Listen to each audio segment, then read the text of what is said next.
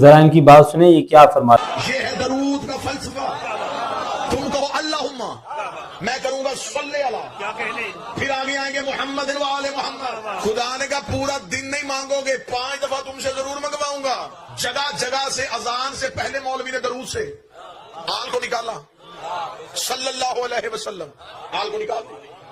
صلو علی حبیب، آل کو نکال۔ وہ پھول والا مولوی، وہ جاہل ترین، صلو علی، آل کو نکال دیا، صلو وسلم۔ پورے دن کا مسلمان ہے تو حلال زیادہ بنتا،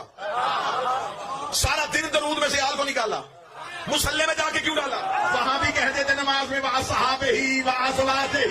کہتے جی نہیں مسلح پہ نہیں کہا جاتا، اس لیے کہ مسلح پہ کہیں گے تو عبادت حرام ہو جائے گی، انہیں نکالیں گے تو حرام ہو جائے گی۔ اب بتا جن میں حلال حرام کا فرق ہو وہ برابر کے۔ ہم مسلمان 5 وقت نماز پڑھتے ہیں،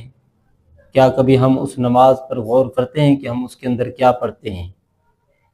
اور ہم نماز پڑھتے ہیں تو اس نماز کے اندر جو ہم درود پڑھتے ہیں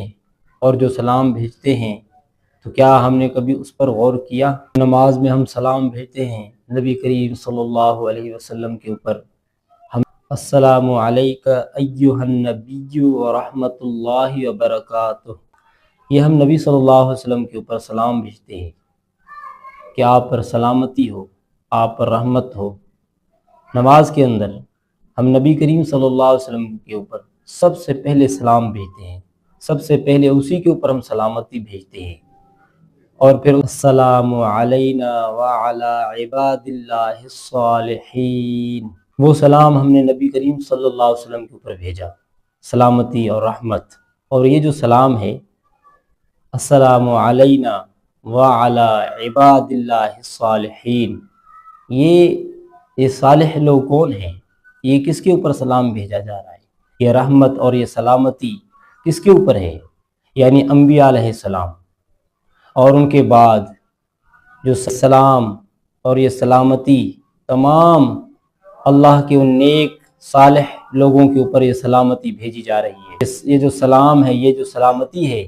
یہ تمام انبیاء علیہ السلام کے اوپر ہے۔ اس کے بعد جو ان کی نیک امت کے لوگ ہیں انہی کے اوپر یہ سلامتی ہے، جیسے کہ صحابہ، انہی کے اوپر یہ سلام بھیجا جا رہا ہے، اور یہی صالحین لوگ ہیں،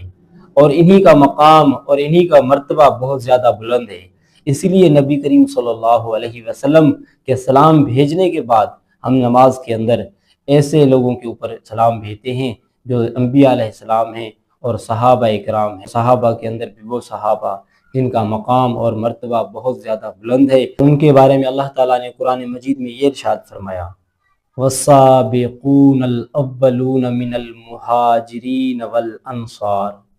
اللہ تعالیٰ نے ان کے حوالے سے یہ بتایا کہ یہ وہ لوگ ہیں جنہوں نے اسلام میں سبقت کی اور اسلام میں پہلے داخل ہوئے، یہ جو سب سے پہلے ایمان لانے والے ہیں، کیونکہ صحابہ میں سب سے عظیم تر شخصیات حضرت سیدنا ابو بکر صدیق رضی اللہ تعالیٰ عنہ، جس نے سب سے پہلے نبی کریم صلی اللہ علیہ وسلم کے اوپر، جب کسی کے اوپر سلام بھیجنے کی بات آئے گی، صالحین کے اوپر، نیک لوگوں کے اوپر، اور وہ لوگ جن کے اوپر اللہ کی سلامتی ہو، تو ان میں سب سے پہلے انبیاء علیہ السلام کا نام آئے گا۔ پھر ان کے بعد جو نبی کریم صلی اللہ علیہ وسلم کے صحابہ ہیں، حضرت ابو بکر صدیق رضی اللہ تعالیٰ عنہ، یہ نبی کریم صلی اللہ علیہ وسلم کے جو سب سے بڑے صحابی ہیں حضرت ابو بکر صدیق رضی اللہ تعالیٰ عنہ، یہ بہت بڑے متقی ہیں، اور یہ بہت بڑے پرہیزگار ہیں، یہ بہت بڑے سخی ہیں، اور نبی کریم صلی اللہ علیہ وسلم کے اوپر ایمان لے آئے، اور لوگوں نے آپ سے پوچھا تھا کہ آپ کیسے نبی بنے، لیکن ابو بکر صدیق نے آپ سے نہیں پوچھا کہ آپ کیسے نبی بنے، بس فوراً ہی آپ کے اوپر ایمان لے آئے، اس لیے کہ نبی کریم صلی اللہ علیہ وسلم کے بڑے صحابہ میں سب سے بڑے صحابی حضرت ابو بکر صدیق رضی اللہ تعالیٰ عنہ ہے، کیونکہ اس کا مقام بہت بڑا ہے۔ جب اس کا مقام اور اس کا رتبہ بہت بڑا ہے، جب سلامتی اور رحمت کی بات آئے گی نبی صلی اللہ علیہ وسلم کی امت کے اوپر، تو سب سے پہلے سلام اسی شخص کے اوپر ہوگا جس نے نبی کریم صلی اللہ علیہ وسلم کا ساتھ دیا ہو، نبی کریم صلی اللہ علیہ وسلم کے اوپر ایسا ایمان لے آیا کہ نبی علیہ السلام سے سوال ہی نہیں پوچھا کہ آپ کیسے نبی بنے، اور نبی کریم صلی اللہ علیہ وسلم نے اس کو بہت ہی بڑا رتبہ اور اس کو مقام دیا، اور نبی کریم صلی اللہ علیہ وسلم نے یہ فرمایا کہ میری امت میں سب سے افضل انسان ابو بکر صدیق ہے نبیوں کے بعد، تو یعنی یہ بہت ہی بڑا مقام ہے۔ تو جب ہم نماز میں ہم سلامتی بھیجتے ہیں، جب ہم نماز میں سلام پڑھتے ہیں تو ہم سلام سب سے پہلے نبی کے اوپر پڑھتے ہیں۔ تو انہی میں نبی کریم صلی اللہ علیہ وسلم کی یہ صحابی سیدنا ابو بکر صدیق، حضرت عمر فاروق، حضرت عثمان غنی، حضرت علی مرتضیٰ اور ان کے بعد دیگر صحابہ کے اوپر ہم سلام بھیجتے ہیں اور انہی کے اوپر رحمت بھیجتے ہیں کہ انہی لوگوں نے نبی صلی اللہ علیہ وسلم کا ساتھ دیا، انہی لوگوں نے نبی صلی اللہ علیہ وسلم کی تصدیق کی، انہی لوگوں نے نبی صلی اللہ علیہ وسلم کی مدد کی اور انہی لوگوں نے نبی صلی اللہ علیہ وسلم کا ساتھ دیا، اور ایسے ساتھ نہیں دیا بلکہ وہ ہر وقت آپ کے ساتھ رہتے تھے، وہ کبھی آپ سے جدا نہیں ہوتے تھے۔ اور حتیٰ کہ حضرت ابو بکر صدیق اور حضرت عمر فاروق نبی صلی اللہ علیہ وسلم انہی کی قبریں بھی نبی صلی اللہ علیہ وسلم کے ساتھ ہی ہیں۔ تو یہ ایسا تعلق تھا آپ کے ساتھ، یہ ایسی محبت تھی آپ کے ساتھ جو جدا ہونے والی ہے ہی نہیں۔ تو ہم ذرا غور کریں اس بات کے اوپر کہ ہم نماز تو پڑھتے ہیں، ہم نبی علیہ السلام کے اوپر سلام بھیجتے ہیں، نبی کے سلام بھیجنے کے بعد ہم کس کے اوپر سلام بھیجتے ہیں؟ یہ ایسے کون لوگ ہیں صالح ہیں، بہت ہی بڑے متقی ہیں، بہت ہی بڑے پرہیزگار ہیں؟ تو انبیاء علیہ السلام ہیں، اور انبیاء کے بعد نبی علیہ السلام نے فرمایا اور سب سے رحم دل اور میری امت پر شفقت کرنے والا ابو بکر صدیق رضی اللہ تعالی عنہ ہیں۔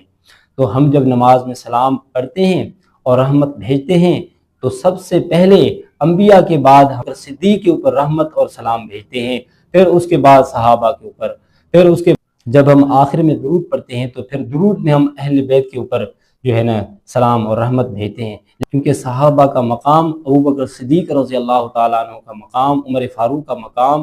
اہل بیت سے پہلے ہے، کیونکہ ہم پہلے ہی ان کے اوپر سلام بھیجتے ہیں صحابہ کے اوپر۔ پھر جب آخر میں ہم درود شریف پڑھتے ہیں تو اس درود میں ہم جو ہے نا نبی صلی اللہ علیہ وسلم کے اوپر اور آپ کی آل کے اوپر ہم سلام اور رحمت کی دعا کرتے ہیں۔ تو جس کے احسان اتنے ہوں تو پھر ان کے اوپر سلام بھی پہلے ہونا چاہیے، اسی کے اوپر سلامتی بھی پہلے ہونی چاہیے، اس کی بات بھی پہلے کرنی چاہیے، جس کو نبی صلی اللہ علیہ وسلم نے خود امامت کے لیے سب کے سامنے پہلے کھڑا کر دیا، سارے صحابہ اس کے پیچھے کھڑے ہوئے تھے، وہ نماز پڑھ رہے تھے اس کے پیچھے، اس کو امام تسلیم کیا، اور نبی علیہ السلام نے خود اس کو امام کی صورت میں اور ان کو